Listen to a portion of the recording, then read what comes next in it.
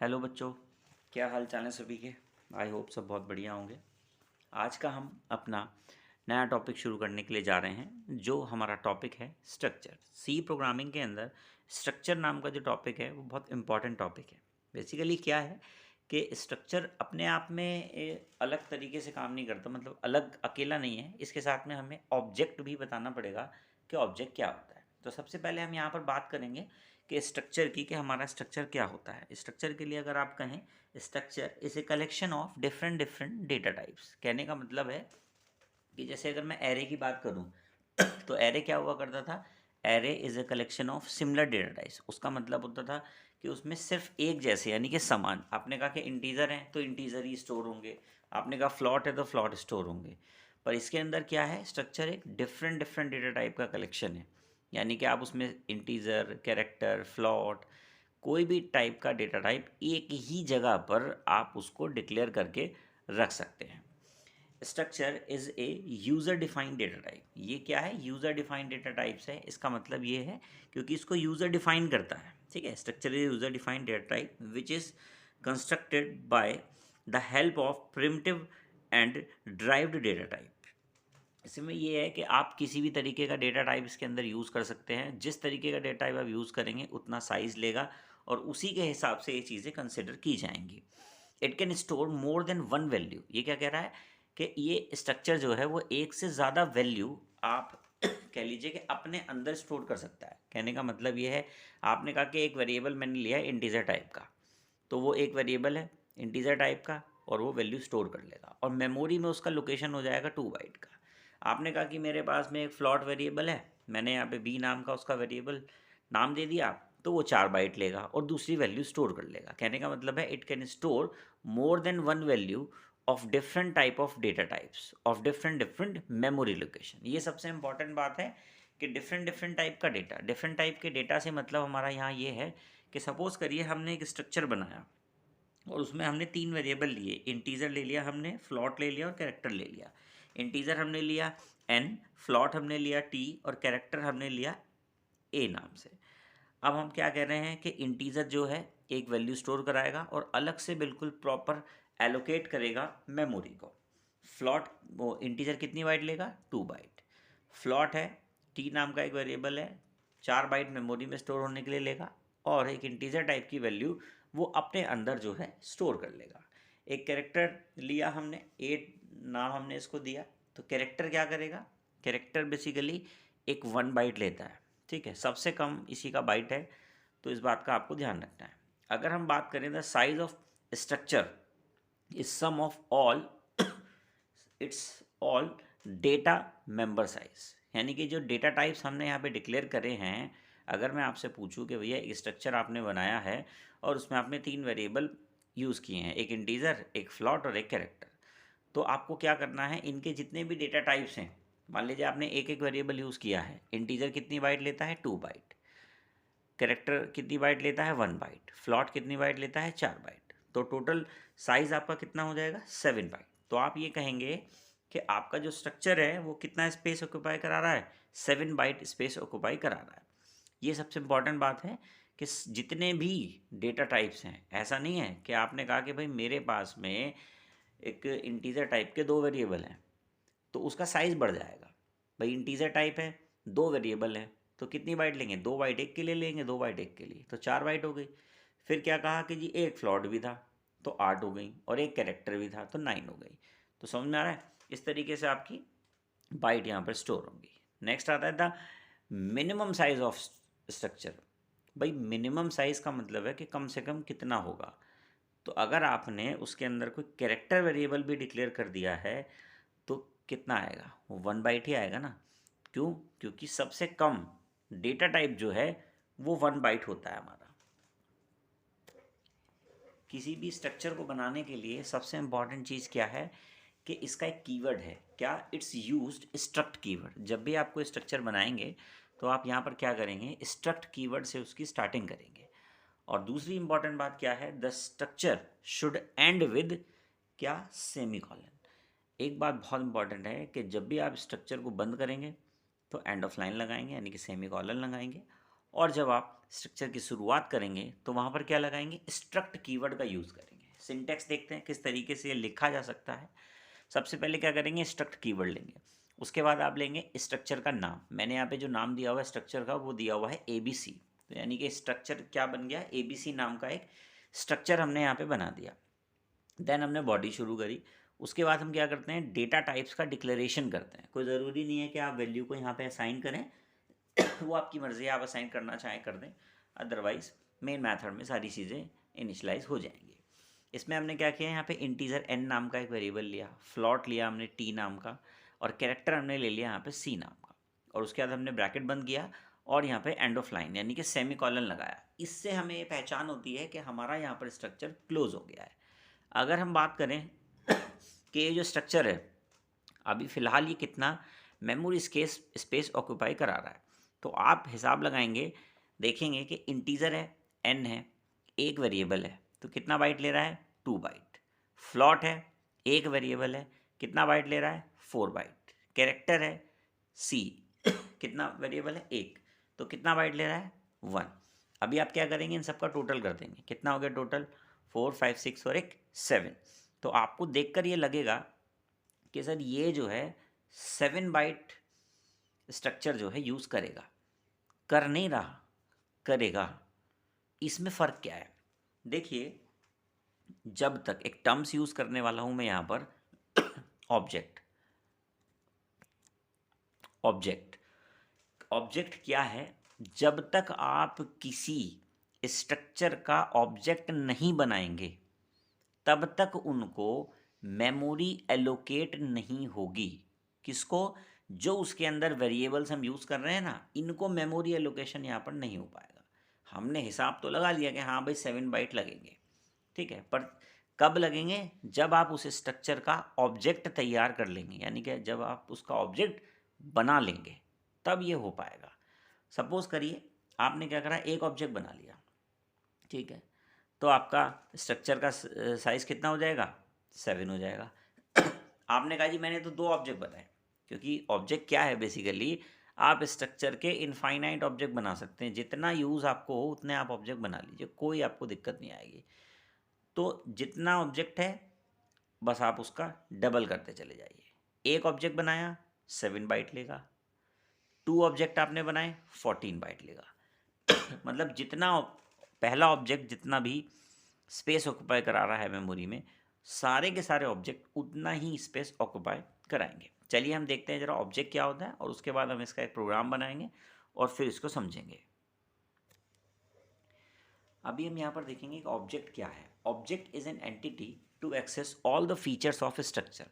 अगर हम ऑब्जेक्ट की बात करें कि जनरल भाषा में कि ऑब्जेक्ट क्या है, देखिए ऑब्जेक्ट जैसे कि आपकी बाइक है, अब आपको बाइक को चलाने के लिए, बाइक में पेट्रोल डलवाने के लिए, बाइक की स्पीड बढ़ाने के लिए, यानी कि बाइक के डिफरेंट टाइप के फंक्शंस को आप अगर यूज़ करना चाहते हैं तो आपको किस चीज़ की रिक्वायरमेंट होगी। सबसे पहली बात है कि आपको एक की चाहिए, यानी कि चाबी। अगर आपके पास चाबी नहीं है ना, तो ना तो आप बाइक स्टार्ट कर सकते, ना आप बाइक की स्पीड बढ़ा सकते, ना बाइक में आप जो है पेट्रोल डलवा सकते, फ्यूल डलवा सकते, ठीक है जी। तो प्रॉब्लम यहाँ पर क्या आ रही है, प्रॉब्लम ये आ रही है कि एक ऐसी चीज़ चाहिए जो पूरे फीचर्स को एक्सेस कर सके। तो वो क्या है, की, यानी कि चाबी। तो चाबी को हम यहाँ पर क्या कहते हैं, ऑब्जेक्ट बोलते हैं। तो इसीलिए हमने यहाँ पे कहा कि ऑब्जेक्ट इज़ एन एंटिटी, एक ऐसी एंटिटी है तो वो क्या एक्सेस कर रही है, जितने भी स्ट्रक्चर के अंदर हमने मेथड बनाए हैं, वो वेरिएबल बनाए हैं, उन वेरिएबल्स को यूज़ करेगी, ठीक है जी। ये 2 तरीके से बन सकती है। पहला होता है हमारे पास में इनसाइड द मेन मेथड, ठीक है। इनसाइड द मेन मेथड का मतलब है आप क्या कर रहे हैं, स्ट्रक्चर अलग बनता है, मेन मेथड अलग बनता है, ठीक है। नॉर्मल इसी तरीके से बनाया जाता है। आगे आगे जब मैं वीडियो बनाऊंगा तो मैं आपको बताऊंगा कि मेन मेथड के अंदर भी हम स्ट्रक्चर बना सकते हैं, पर फिलहाल हम ये मान के चल रहे हैं कि हमारा स्ट्रक्चर जो है वो अलग बनेगा और जो मेन मेथड है हमारा वो अलग बनेगा। तो आप देखिए लेफ्ट हैंड साइड में मैंने लिखा हुआ स्ट्रक्ट कीवर्ड लगाया, स्ट्रक्चर का नाम मैंने यहाँ पे लिख दिया ABC, और उसके अंदर मैंने लाइनें लिख रखी हैं, डैश डैश किया हुआ है। यहाँ पर आप क्या करेंगे, डिक्लेरेशन ऑफ वेरिएबल यहाँ कर देंगे, फिर आप स्ट्रक्चर की बॉडी बंद कर देंगे, फिर मेन मेथड बनाएंगे, बॉडी शुरू करेंगे। मेन मेथड में आप क्या करेंगे, स्ट्रक्ट कीवर्ड लगाएंगे, स्ट्रक्चर का नाम मैंने लिखा हुआ है, स्ट्रक्चर का नाम ABC, आप वहाँ पर अपने स्ट्रक्चर का नाम लिखेंगे और स्पेस देके आप कोई भी वेरिएबल वहाँ पे लिख दीजिए, यानी कि ऑब्जेक्ट का नाम लिख दीजिए। मैंने कहा जी h1, तो h1 नाम का मेरे पास में एक ऑब्जेक्ट बन गया।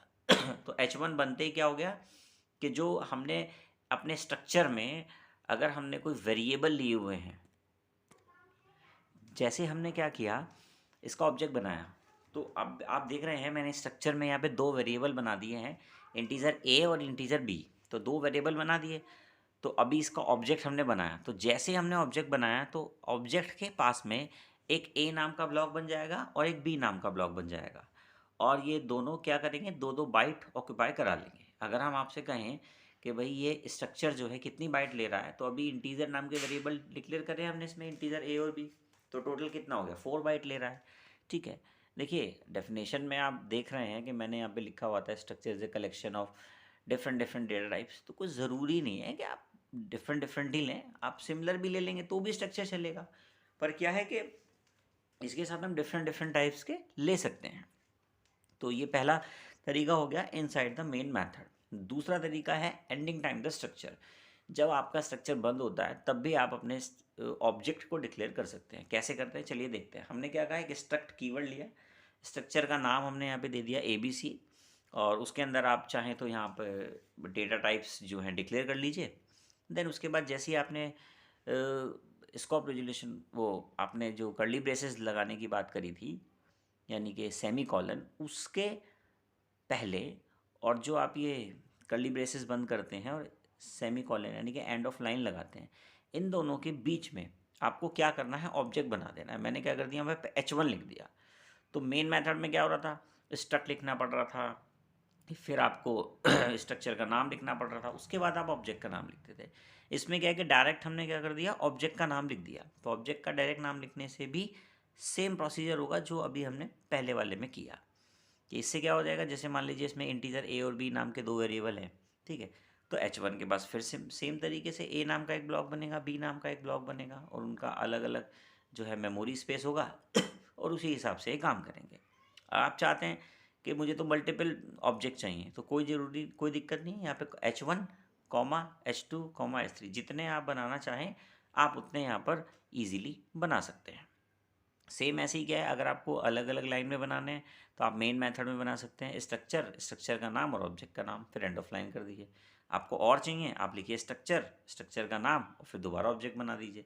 तो इस तरीके से आप कॉन्टिन्यूस वे में ईजिली मल्टीपल ऑब्जेक्ट्स को ईजिली बना सकते हैं। अब हम एक प्रोग्राम देखते हैं जिसके थ्रू हमें ऑब्जेक्ट, देखिए आप जब भी स्ट्रक्चर का प्रोग्राम बनाएंगे बिना ऑब्जेक्ट के आपके स्ट्रक्चर का प्रोग्राम चल ही नहीं सकता। ठीक है, आपको ऑब्जेक्ट की रिक्वायरमेंट पड़ेगी। तो जब भी हम स्ट्रक्चर का प्रोग्राम बनाएंगे तो उसके साथ में स्ट्रक्चर यूज़ हो रहा होगा, उसके साथ में ऑब्जेक्ट भी यूज़ हो रहा होगा। चलिए देखते हैं एक प्रोग्राम। अब एक प्रोग्राम देख रहे हैं। सबसे पहले आपने क्या करना है, दो हेडर फाइल लगानी है। सिंपल, आप जानते हैं कि सी में कौन सी हेडर फाइल लगती है। सबसे पहले हेडर फाइल आपको यहाँ पर लगानी है stdio.h और दूसरी conio.h। स्ट्रक्चर यूज़ करने के लिए अलग से कोई हेडर फाइल यूज़ करने की ज़रूरत नहीं है। इन दो हेडर फाइल से ही हमारा इजीली काम चल जाता है। सबसे पहले हमने यहाँ पे क्या किया है, एक स्ट्रक्चर लिया, स्ट्रक्ट बनाया, कीवर्ड है ये। जब आप स्ट्रक्ट कीवर्ड यूज़ करते हैं तो इससे क्या हो जाता है, आपका स्ट्रक्चर बन जाता है। आपने कहा स्ट्रक्चर का नाम आपने दिया यहाँ पे ABC, बॉडी शुरू करिए। आपने एक इंटीजर x नाम का यहाँ पे वेरिएबल डिक्लेयर कर दिया, एक फ्लॉट नाम का यहाँ पे वेरिएबल डिक्लेयर कर दिया आपने y, ब्रैकेट बंद किया, एंड ऑफ लाइन लगा दिया। यहाँ पे आपका स्ट्रक्चर जो है क्लोज हो गया। आप देख रहे हैं कि स्ट्रक्चर को एंड जब हमने किया तो हमने कोई ऑब्जेक्ट नहीं बनाया। क्यों? क्योंकि हम जो ऑब्जेक्ट बना रहे हैं वो मेन मेथड के अंदर बना रहे हैं। हमने कहा जी मेन मेथड बनाते हैं। मेन मेथड बनाया, वॉइड मेन लिखा, बॉडी शुरू करी। बॉडी शुरू करने के बाद हमने लिखा स्ट्रक्चर का नाम ABC नाम का हमने स्ट्रक्चर बना रखा है। स्ट्रक्ट कीवर्ड लिखेंगे, फिर स्ट्रक्चर का नाम लिखेंगे और उसके बाद एक ऑब्जेक्ट का नाम दे देंगे। हमने यहाँ पे h1 नाम का यहाँ पे ऑब्जेक्ट दे दिया। हमने अपनी आउटपुट स्क्रीन को क्लियर कर दिया। क्लियर करने के बाद हमने कहा जी h1.x इक्वल्स टू कितना, 10। हमने क्या किया, x जो वेरिएबल था उसके अंदर हमने 10 वैल्यू डाली। देखिए जब भी किसी भी वेरिएबल को आप यूज़ करेंगे, वैल्यू प्रिंट कराएंगे, वैल्यू उसके अंदर डालेंगे, तो बिना ऑब्जेक्ट के कुछ नहीं हो सकता स्ट्रक्चर में। तो आपको क्या लिखना पड़ेगा, यहाँ पे ऑब्जेक्ट लिखना पड़ेगा। आपने लिखा h1, फिर डॉट ऑपरेटर होता है, ये एक्सेस करने के लिए है। एक्स लिखा जाएगा, वेरिएबल का नाम, फिर इनिशियलाइजेशन ऑपरेटर, और उसके बाद जो वैल्यू आपको डालनी है वो डाल दिया। आपने क्या डाल दिया 10। ऐसे ही हमने नेक्स्ट लाइन में क्या किया, हमने ऑब्जेक्ट बनाया, ऑब्जेक्ट बना ही रखा था, ऑब्जेक्ट लिखा h1 डॉट वाई, जिस भी वेरिएबल में वैल्यू डालनी है वो लिख दीजिएगा, इक्वल टू लगाइए, आप लिखेंगे वैल्यू 4.5, क्योंकि फ्लॉट वेरिएबल है तो आप इसके अंदर फ्लॉट वैल्यू डाल सकते हैं। वैल्यू असाइन हो गई दोनों। उसके बाद आपने नेक्स्ट लाइन में क्या किया, प्रिंटएफ लगाया, प्रिंटएफ में लिखा x equals to percentile D. Percentile क्या बता रहा है कि इंटीजर टाइप का नंबर है जो आपका डिस्प्ले होगा। देन आपने स्लैशन लगा दिया, स्लैशन लगाने के बाद आपने क्या किया, h1 dot x. h1 dot x का मतलब देखिए आप किसको प्रिंट करा रहे हैं, x की वैल्यू को प्रिंट करा रहे हैं, और x की वैल्यू किसके पास है, स्ट्रक्चर के पास है, और स्ट्रक्चर को अगर आपको कोई भी चीज़ एक्सेस करनी है तो ऑब्जेक्ट की ज़रूरत पड़ेगी। तो ऑब्जेक्ट क्या है, h1, तो आपने क्या लिखा है यहाँ पे h1 डॉट एक्स, तो क्या हो जाएगा, इसकी वैल्यू डिस्प्ले हो जाएगी। आपने कहा जी printf y equals to percentile, आप ध्यान से सुनिएगा, मैंने क्या लिखा है, y इक्वल्स टू परसेंटेज का सिंबल लगा रखा है, उसके बाद मैंने लिखा है 0.2, 0.2, फिर f लगाया और उसके बाद स्लैशन लगा दिया। इसका क्या मतलब है 0.2 का, देखिए इससे पहले जब हम लोगों ने स्टार्टिंग करी थी, जब डेटा टाइप्स के बारे में बात करी थी, तो आपको बताया था कि भाई जो डेटा टाइप्स होते हैं ना फ्लॉट वाले, वो बाय डिफ़ॉल्ट 6 प्लेस तक की वैल्यू, यानी कि दशमलव के 6 अंक तक आपको वो वैल्यू देंगे। अगर कोई भी वैल्यू नहीं है तो दशमलव के बाद वो क्या देंगे 000 दे देंगे 6 टाइम तक। तो आपको क्या करना है, आपको अगर पॉइंट के बाद एक वैल्यू चाहिए तो 0.1 लिख दीजिए, 0.2 लिखा तो 2 वैल्यू आएंगी, तो उसके बाद 2 वैल्यू आ जाएंगी। तो इस चीज़ का आपको ध्यान रखना है। आपने 0.3 लिख दिया तो 3 प्लेस तक की वैल्यू दिखाएगा, आपने 10 लिख दिया तो दशमलव के 10 अंक तक 00 को दिखा देगा, या कोई बड़ी वैल्यू है तो उसके हिसाब से दिखाएगा। देन आपने आगे लिखा h1 dot Y. h1 dot Y क्या है, आपको y की वैल्यू डिस्प्ले करानी है। y कहाँ है स्ट्रक्चर के अंदर है, तो स्ट्रक्चर के अंदर आप अगर उसको एक्सेस करना चाहते हैं तो क्या करेंगे, आपने ऑब्जेक्ट लेंगे, ऑब्जेक्ट क्या है h1 डॉट वाई। जैसे ही आपने यहाँ पर ये लिखा, इसकी जो वैल्यू है वो रिट्रीव हो जाएगी और आपकी आउटपुट स्क्रीन पर इसकी वैल्यू डिस्प्ले हो जाएगी। देन नेक्स्ट लाइन में आपने लिखा है गेट सी एच, ये आपकी आउटपुट स्क्रीन को होल्ड करवा लेगा, यानी कि सिंगल कैरेक्टर को रीड करेगा, आपका प्रोग्राम का आउटपुट आ जाएगा।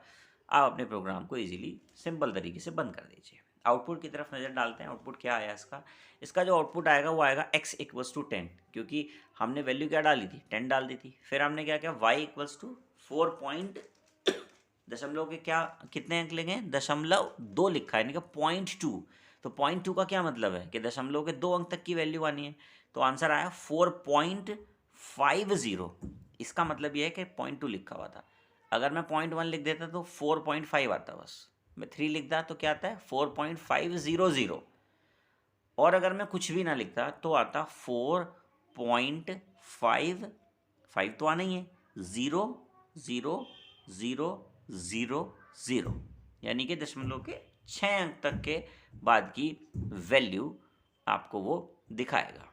ठीक है, आई होप आप लोग इसको अच्छे से समझ गए होंगे। एग्जाम के पॉइंट ऑफ व्यू से इंपॉर्टेंट क्वेश्चन है, एग्जाम में 100% स्ट्रक्चर का क्वेश्चन आएगा। आगे फर्दर वीडियो में हम लोग स्ट्रक्चर के और क्वेश्चंस को करेंगे और स्ट्रक्चर को और अच्छे से समझेंगे।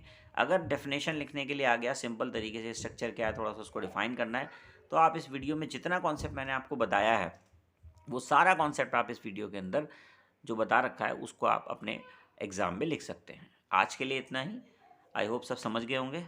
सेफ़ रहिए अपने घर में सभी लोग, ठीक है, थैंक यू।